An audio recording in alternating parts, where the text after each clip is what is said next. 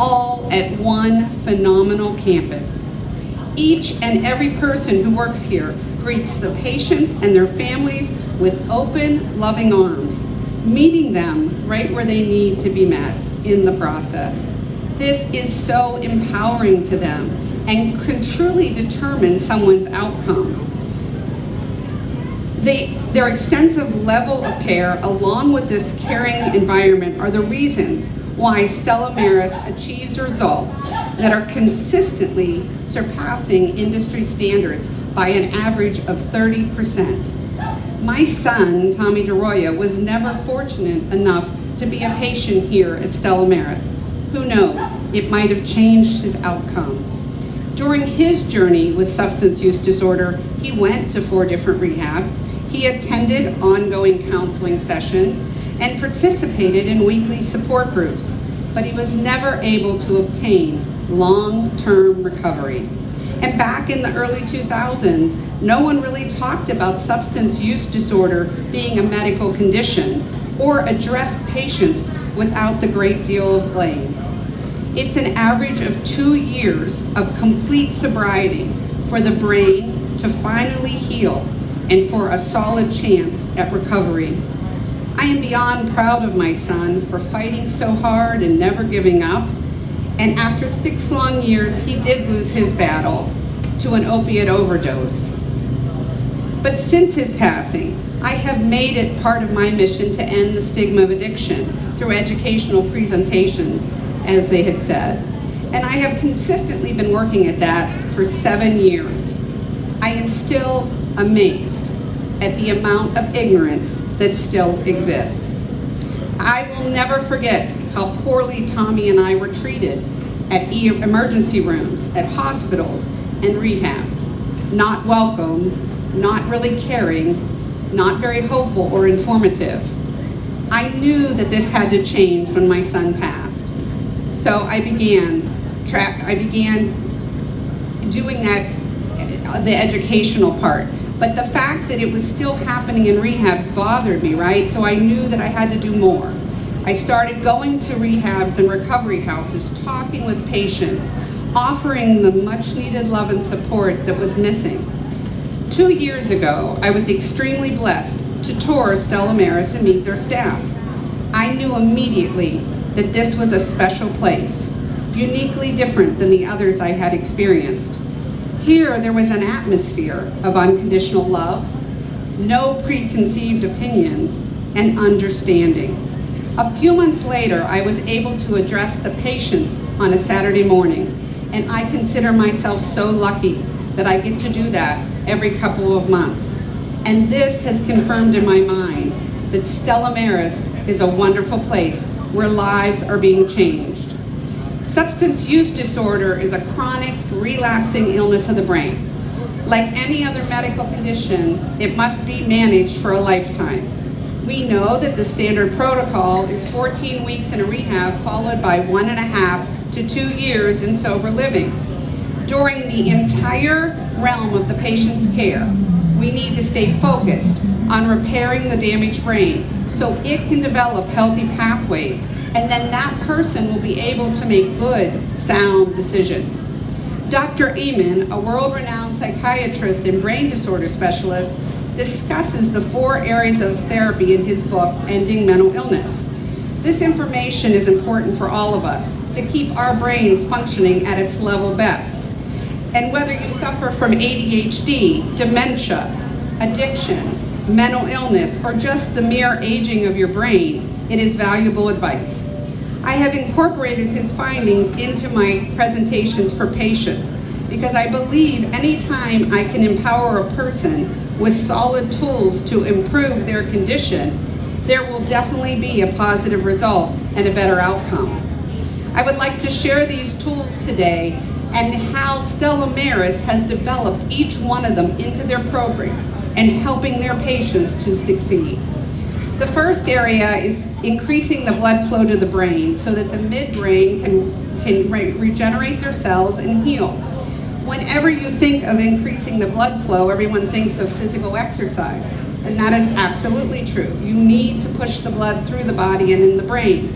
but it also means for the brain to increase the blood flow by learning a new activity, reading a book, challenging your brain, listening to speakers.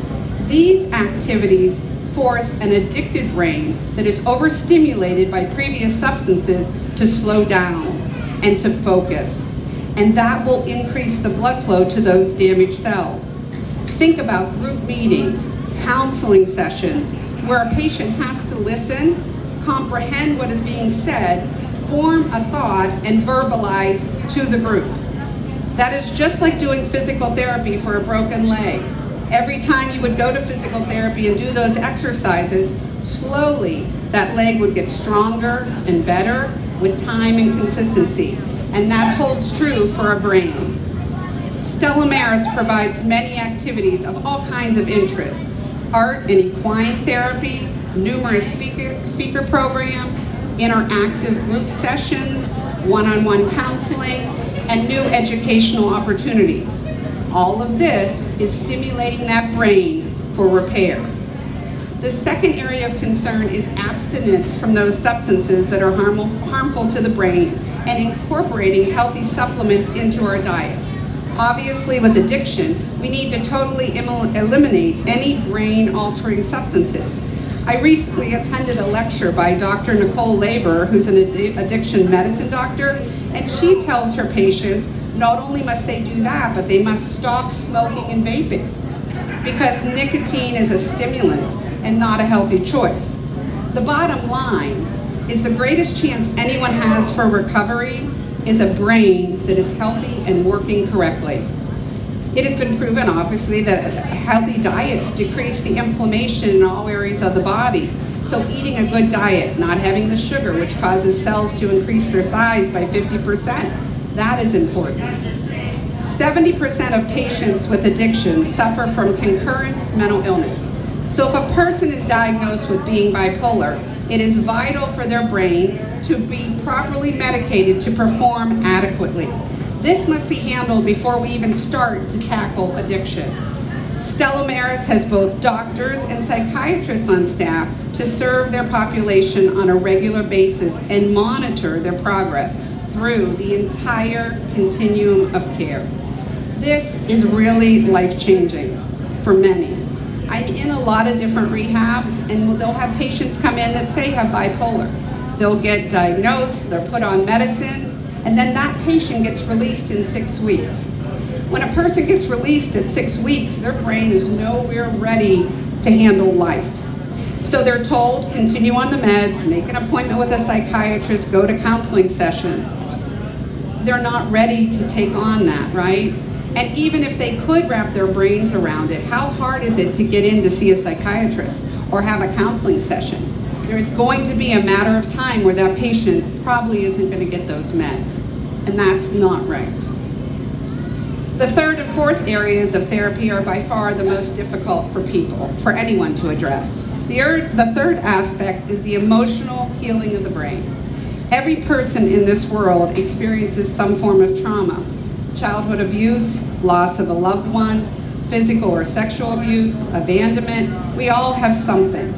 And the only way to recover from a traumatic experience is to work through it with continued therapy. If you deny it and push it down into your soul, it will then resurface when a stressful situation happens, a trigger occurs, or you face another trauma. And at that point, your brain will be paralyzed, and we return to unhealthy coping skills to numb the deep, unresolved pain in your soul. You can see how trauma is a huge stumbling block for those with addiction. Trauma therapy teaches them that no one deserves trauma, and they didn't cause it, and it doesn't define them, helping that person move through the trauma and past the pain. Stella Maris incorporates this intensive counseling in their program, offering numerous ways to deal with the pain, meeting those patients where they're at in healing from it. The fourth tool is by far the hardest to achieve. It is referred to as taking care of the spirituality of the brain. It basically means that every individual feels they matter and are loved, just the way you are, with every brokenness and with every struggle. Every person, no matter what, deserves to be loved. Mother Teresa felt that the United States had tremendous level of poverty, and everyone thought she meant that we had so many people in homeless shelters and people that were on the streets. She said, "This is not what I'm talking about." She said, "I have never been to a country that has such poverty of souls. So many who didn't feel loved or that they mattered." Mother said she could be caring for an AIDS patient, speaking with police, talking with nurses, or feeding homeless children, and every one of those people still felt unloved. It literally broke her heart that it was so rampant in such a successful society as ours. And I want all of you to imagine, just for a moment, if you were recently diagnosed with a relentless, deadly disease, and think how much you would need to love yourself and feel caring support around you, to find your inner strength and your energy to fight for your life. When I'm in rehabs addressing patients and I get to this topic and I look out into the audience, all I can see in their faces is despair, fear, hurt, and many times tears. The disease has alienated them and makes them feel unlovable and hopeless. And oftentimes patients will stop me and say, "Rosie, how am I supposed to feel worthy of love? You don't know what I've been through. You don't know what I've done. You don't know my family doesn't care about me." And the answer is always the same. It must begin by stepping outside of yourself and your problems to give love to others.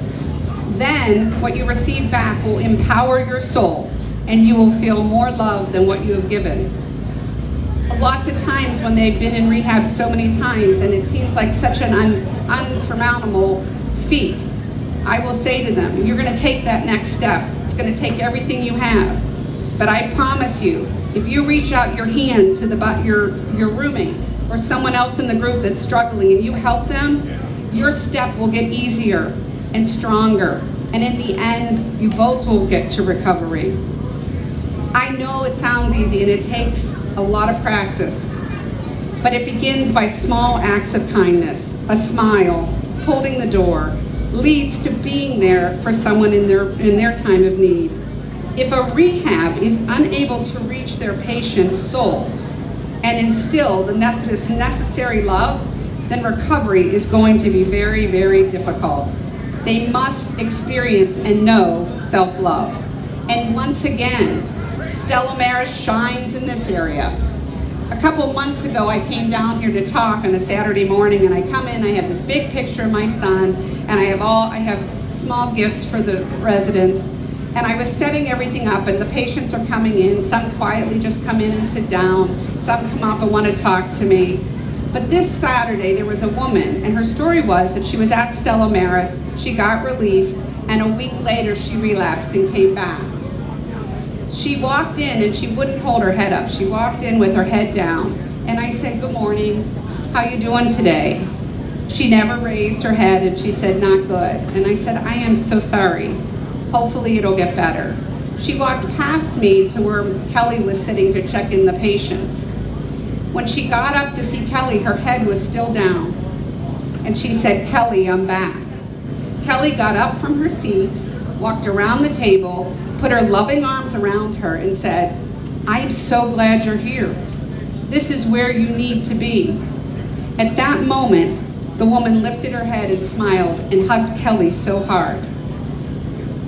This, to me, is the epitome of meeting patients where they are at, so they can feel validated, so they can feel worthy of love. And that was a huge moment in this woman's recovery. Now healing can begin. Regardless if a person is in rehab for the 15th time or they just relapse, it does not matter, because reaching long-term recovery is a long up and down journey. And the best outcomes occur when all patients are met at each stage of their process, facilitating the most important life-saving continuum of care without judgments. So I commend Stella Maris for being exceptional. and for setting the bar of excellence so very high for all the other treatment facilities. And most of all, for walking each day beside their patients every step of the way with that unconditional love, that never-ending support, and that everlasting hope.